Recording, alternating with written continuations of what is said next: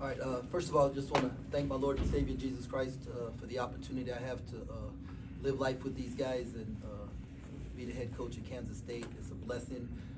Even in the tough times, there's just so much goodness and greatness that you see in these young men and the way we're able to impact their lives.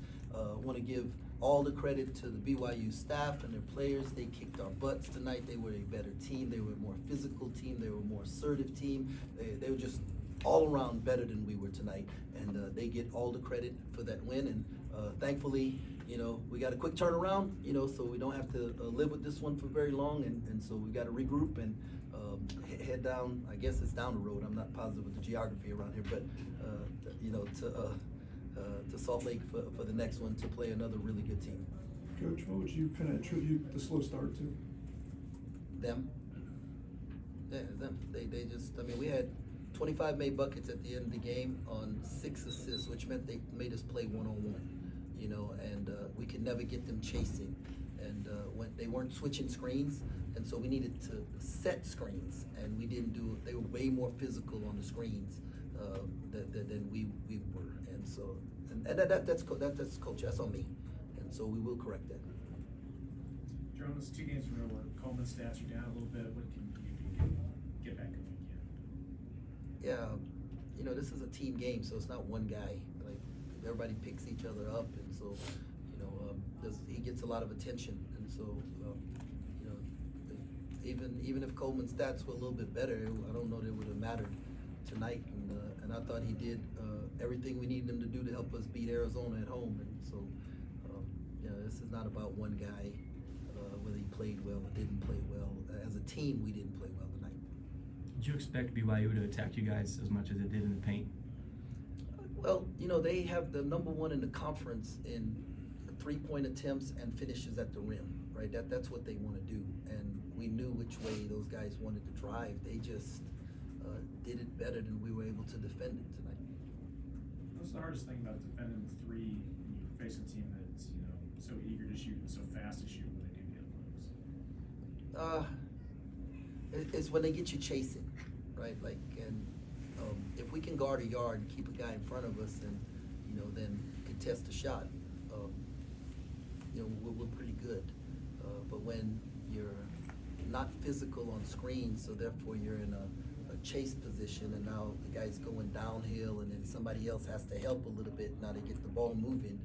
Now you're just that's what makes it hard. And they have multiple guys out there. They space the floor really well who can shoot the basketball that you have to be concerned about. Jerome, what did you do during your 6-game winning streak that you weren't able to do tonight? Probably had more assisted buckets, and we played better defense. Our defense has been really good for the most part, and tonight their speed and their physicality we couldn't impact the basketball. You've done short turnarounds before. What's the key to navigating them like this? You had to wash it. Just have to wash it real quick. Recovery, do what we have to do tonight. Wash this. Start prepping right away, and they have to. The good thing for young guys, young people get over stuff quicker than us older people. So, hopefully they get, they can move on real quick, and because, whether you're winning or losing, like whatever happens, you got to be able to get rid of that and move on to the next game, and make it a 1-game season. And that's what we've been doing. That's what allowed us to be successful recently. And so now it's just whether we had won or lost this game, we still have to improve, and we still have to get better. And so that's what we have to try and do in a short period of time. Team on a 16-3 round after you got your technical foul. Was that a strategic move by you, or? Man, I wish I was that smart. I would have done it earlier.